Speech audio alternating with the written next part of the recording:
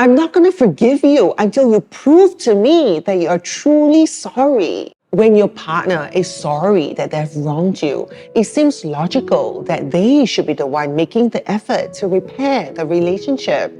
They should be gentle and kind and patient and loving towards you, because that will prove that they are indeed sorry. Yet, the people who are able to be gentle and kind and patient and loving in times of difficulty are people who are truly at peace with themselves, people who can recognize their own ego and address their fears and insecurities, people who take responsibility for their own happiness and have no expectation of others and no need for external validation. So the question to ask yourself is, even if your partner is truly sorry and regretful, does he or she have that ability? Or is your partner frustrated with their own life?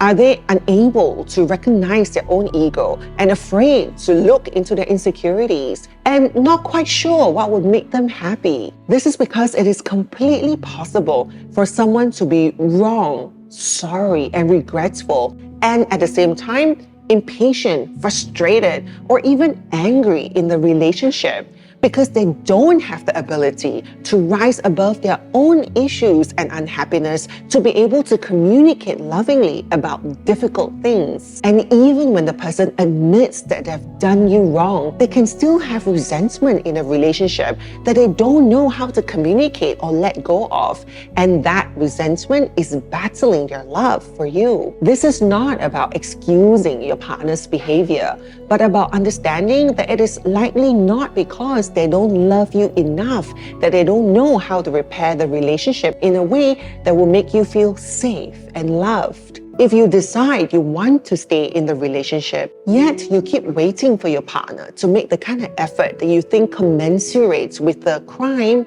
you'll be sabotaging the relationship and your own happiness in the relationship. If you want to stay in the relationship, the effort has to come from you.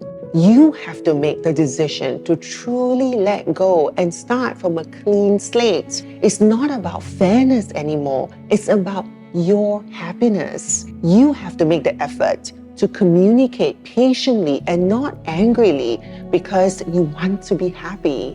You have to make the effort to seek to understand your partner's fears, insecurities, and unhappiness because you want a happy relationship. It's not easy at all because not only have you got to learn to process the hurt you feel from the betrayal, you've also got to learn how to have peace with your own self-worth after everything that has happened.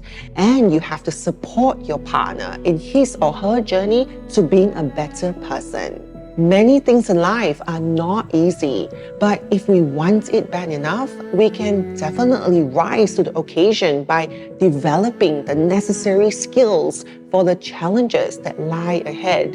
Remember that there is no failure if you decide to leave the relationship at any point in time. And if you decide to stay, don't sabotage your own happiness by holding on to blame and anger and waiting for the other person to make the effort. Decide to let go so you can make your own effort to be happy always.